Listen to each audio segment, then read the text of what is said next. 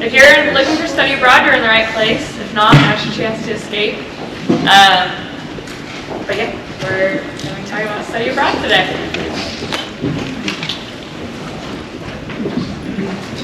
Alright guys, we're going to start by just introducing ourselves. So I am the Assistant Director of Study Abroad. My name is Cody Henderson. I've been at Baylor for about a year and a half now.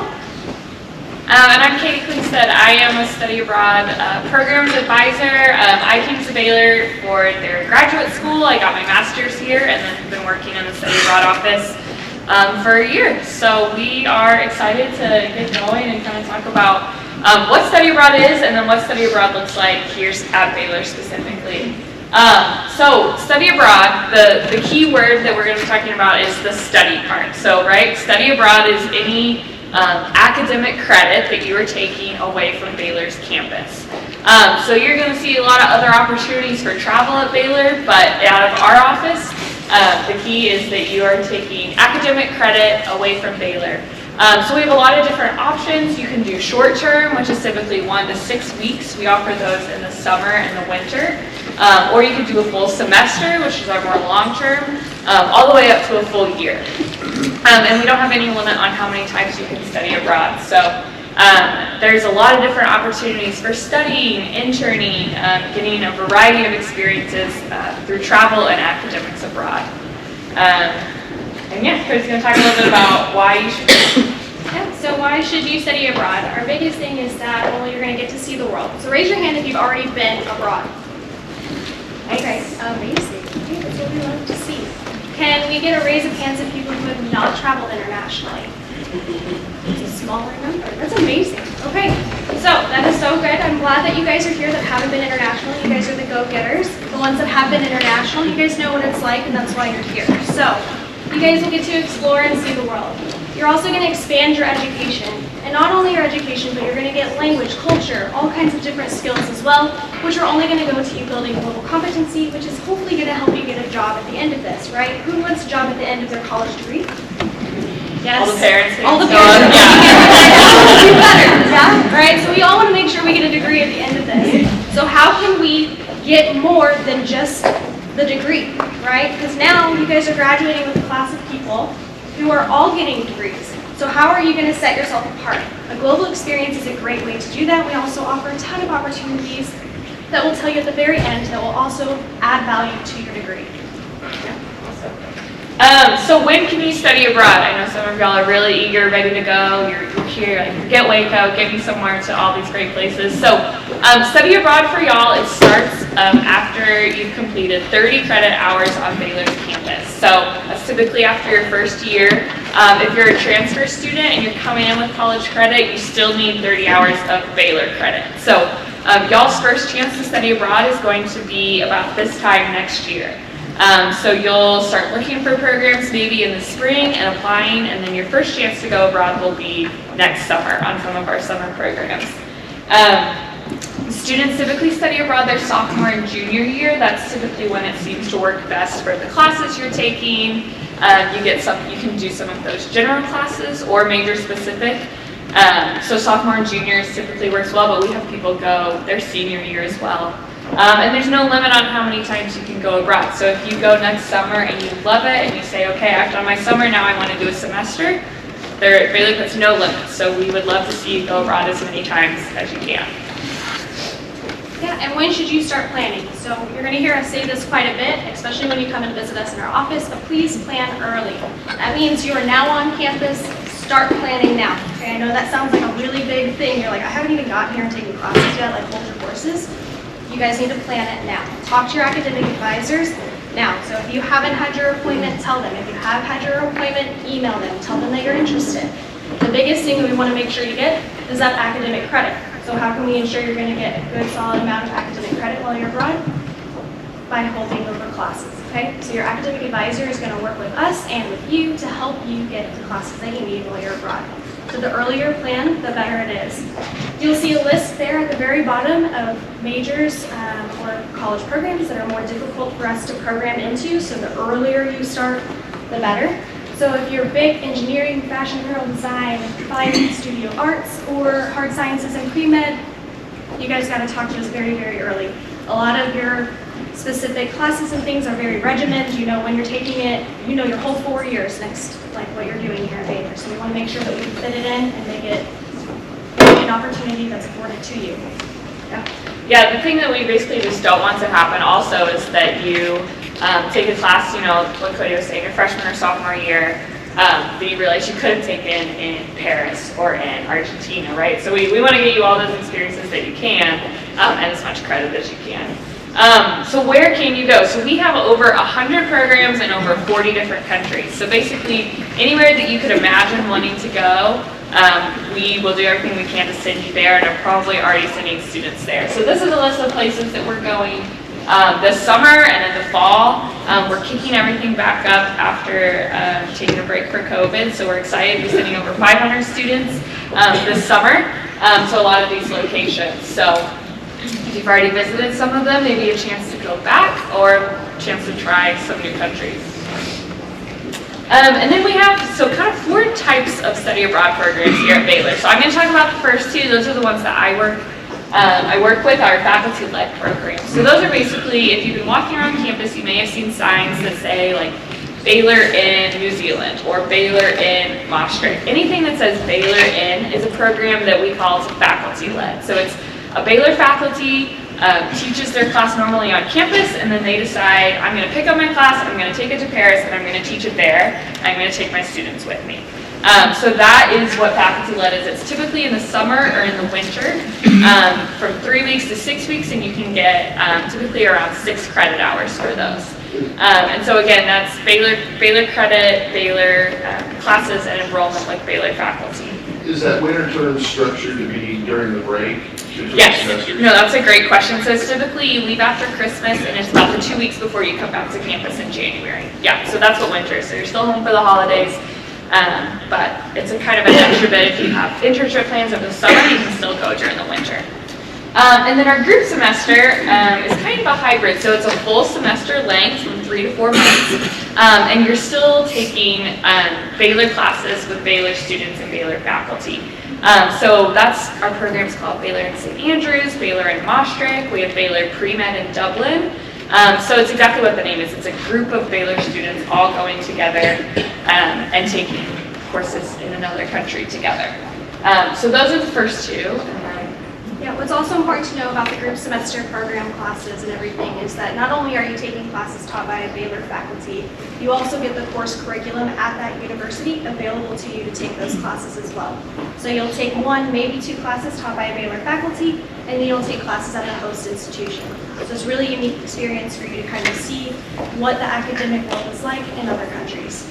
And then just like that, exchange and affiliate is no Baylor faculty member is with you, and you are taking the entire course curriculum that you want at that host institution. So what we pretty much do with this is we encourage students not necessarily to look at location, but what's your major. So you guys decided to come to Baylor because they offer your major, or they offer something that you're slightly interested in. If you're undeclared, you're like, they offer like 5 things that I could do, right? So that's what we try to encourage students to do with exchange and affiliate. So you'll travel abroad for an entire semester or an academic year, and you'll take classes at that host institution. And then internships and research. So we are now R1, as you guys probably all know, and all of your handouts and marketing say R1 research-based university. So we're implementing new research opportunities. You're not going to see a lot on our website, as we are currently developing and working towards making more research-based programs, but we do have them available. So internship and research is going to go for a semester, and that also includes summer. You'll spend 4 months potentially abroad doing it. Everything is English based, so you don't have to worry about being like the gopher that just goes and does an internship and gets coffee the whole time and does those, things. We want you doing that maybe your junior year, so that you've got some experience, you've taken core classes, you know what you're doing, and you can actually be value added in the workplace. Okay, so let's talk about money a little bit. I know a lot of parents, this is what you're maybe thinking about, students as well. What is it actually going to cost to study abroad? So we have some kind of estimated cost up there. Feel free to take a picture of the breakdown. But I'll kind of just talk about, cost does differ based on the program that you're doing. So starting off with our faculty programs, the 2 that I talked about. For those, you're going to pay Baylor tuition, and then you're going to pay what we call a program fee.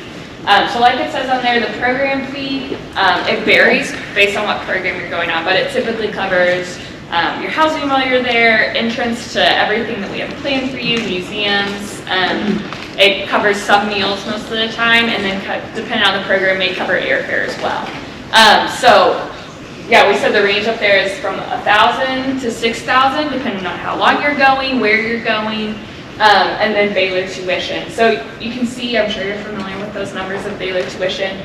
That's summer, winter per credit hour. So during your semester, you get your financial aid package, which we'll talk about a little more later. But the summer and winter are extra terms that aren't included in your financial aid package. So that's the most important thing to know about summer and winter costs, is that you're going to be paying the full tuition cost of Baylor tuition. Whereas when you go during the semester, which Cody will talk about, you get your typical financial aid and all of those discounts with you. So your summer programs, you pay Baylor tuition plus the program fee. Yeah, and for the exchange affiliate research internship side of things, you're going to pay between $3,750 and $10,000. And again, that just 100% depends on the program. So you're going to see these numbers vary a lot. You will see a breakdown on all of our programs, though, of what that cost could look like for you. And you're going to make it what you want it to be. So as you see, we did post-university housing. So if you choose to do university housing at a specific location, you could be paying $2,250 for an entire semester, or you could be paying $6,000 if you did an independent housing assignment where you had an individual room and things like that. So there are options, and that's why the prices vary so much. Additionally, we've got meals there. So we kind of did like an average of what would a student be spending for meals on a normal semester. About $1,500 is somebody who's, making their own meals, not eating out, goes to the grocery, all of that. You could be spending up to $4,000 if you decided to spend about $30 a day on all of your meals, meaning you probably ate at a restaurant for breakfast, lunch, dinner, so on and so forth. So it's really dependable on how you want to make it and what you're kind of willing to splurge or not splurge on. So our programs definitely vary, and we encourage you guys to look at our website, see what interests you. You'll see a better, more comprehensive breakdown of what fits you. Yeah, and it's living cost, right? So kind of transfer your style of living here to living abroad, and that's kind of how you can do it. So it'd be the same as if you're living in Waco, right? During that semester, you're going to be paying room and board and meals here in Waco. You're just going to pay it in London. Okay, so like we said, financial aid and scholarships. Yeah, so you guys get 8 semesters worth of financial aid and scholarships. So hold on to that number. So 8 semesters worth of financial aid and scholarships means that you get it for your fall and your spring semesters. Like Katie said earlier, you don't get financial aid and scholarships during your winter and summer. Now there are some students who may be getting full rides and things of that nature where you do get disbursements throughout an entire academic year, but you would know that, when you're planning all of this out. Most students do not receive financial aid beyond fall and spring. So with that, we encourage students to kind of look at what their financial plan is and pick what's best for them on their academic study abroad programs. Like we said, summer doesn't get much as far as financial aid, but that doesn't mean that there aren't scholarships available for summer. So you may not use your financial aid scholarships that you get through Baylor, but you'll get to use different scholarships if you apply yourself and you actually look for them. So personally, I did not pay a penny out of pocket when I studied abroad, and I actually made money off of my study abroad program. There's about $1 billion that goes unclaimed in scholarships every single year. Please apply for scholarships, okay? And that's not just study abroad scholarships, that's academic scholarships. Do a basic Google search. If you guys are looking at study abroad and you know what your degree path is, you already know where you're wanting to go, and you're already knowing how long you're wanting to go, look at those scholarships, see those deadlines, make an Excel spreadsheet, whatever you gotta do, organize your life and get that done. We will help as much as we can. Send us your essays, send us potential links. If you're like, I don't know if this scholarship's super legit, it looks a little weird to me, send it to us. We'll let you know if it is or not. We're here to help as much as possible with funding your study abroad. Now, we will not do fundraisers or things like that, so keep that in mind, but scholarships, because it is academic fairing, it is a possibility. Yeah. Okay, safety and security, another big question. What does it actually look like when you go abroad? Who's taking care of you? What does that all look like? So a couple things to note when you start thinking about it. Number one, we have an automatic international insurance plan that we enroll every student who goes abroad from Baylor in. So you are covered by that automatically. It's a fantastic plan. I wish I could be on it here. Really great insurance. So we have that looking out for you, and on-call number 24/7 wherever you go. Our office is prepared to deal with emergencies. We have a director of global safety and security whose job is to know where every Baylor associated person is in the world and then what's happening where they are in the world. So we're always looking out for you, and then depending on where you go depends how much on-the-ground support you're going to have. So obviously when you're with a faculty-led program or a group semester, you've got a faculty there with you all the time to lend support. If you're nervous about traveling, have never done anything before, that might be a good place to start. You've got a lot of extra support. And then the longer you go, if you do a semester program, there's going to be someone on the ground who knows you're there and is there to offer support, but might not be a Baylor person, or might be, your support will kind of decrease depending on different types of programs. But we are always here to completely support you. We've got your safety in mind. Our insurance. So we cover you as best as we can when you go abroad, so all those concerns. We're also able to answer more specific questions when you start looking at specific programs. And what better way to ensure your students' safety and security while they're abroad than to maybe, go and tag along the first week and see what it's like or something like that. So parents already can start looking at maybe traveling and seeing them, or maybe you can end the program with them. Anyway, like that, we always encourage parents, go visit, especially if your student's going to be abroad for an entire semester. Go visit for Thanksgiving, because that's an American holiday, so they're probably going to miss their family a lot, and things like that. Yeah. All right, so immunizations. Immunizations are nothing new or different. People have had to be getting them depending on the countries that they travel to, but it's become a very big question after COVID-19.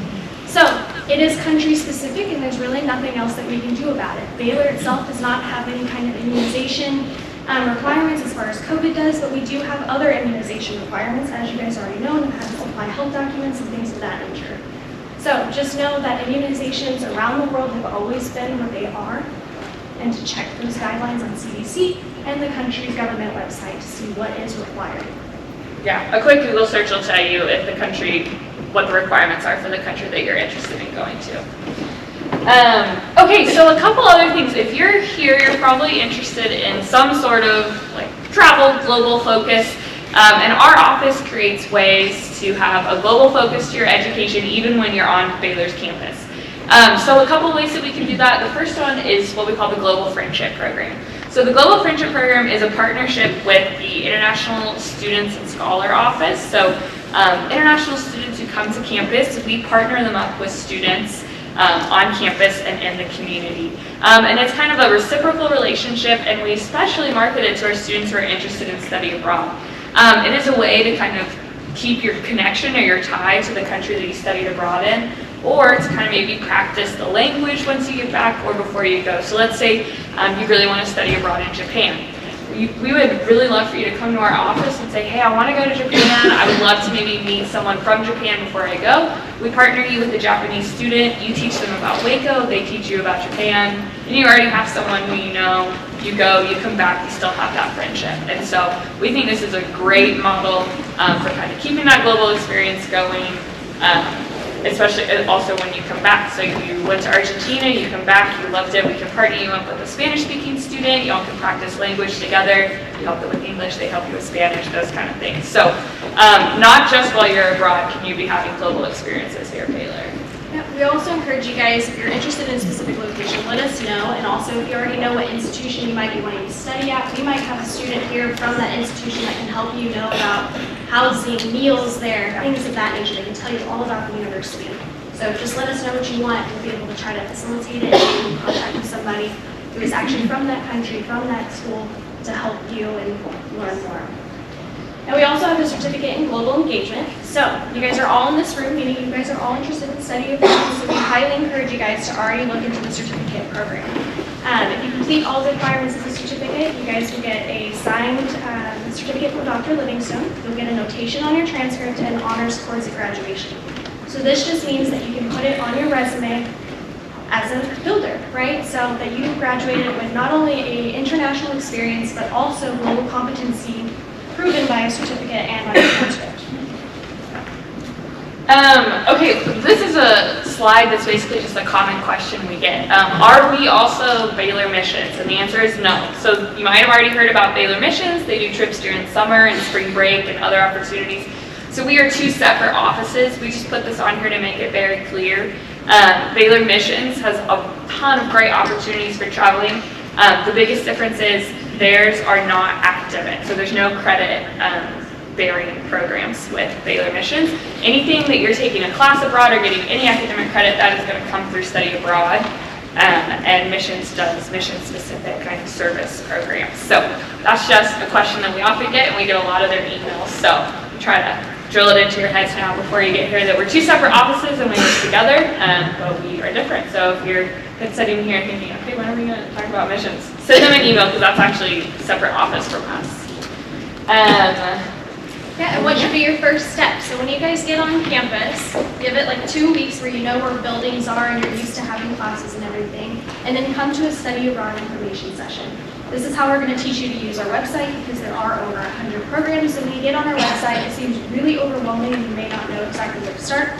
We'll teach you how to do that, how to go through the application, what requirements are needed for each program, and then we'll be able to answer some individual questions and give you the next step and get you scheduled for more.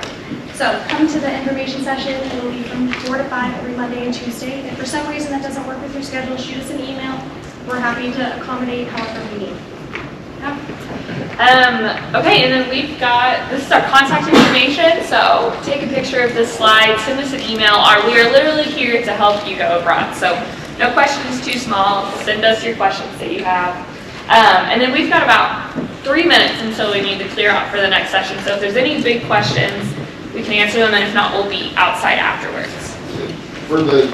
How important is language for some of the less common, you mentioned Japan.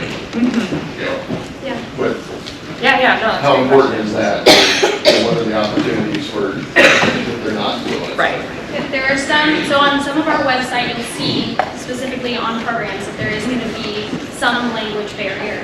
We do encourage all students that would do anything in Asia to have some language, understanding and everything.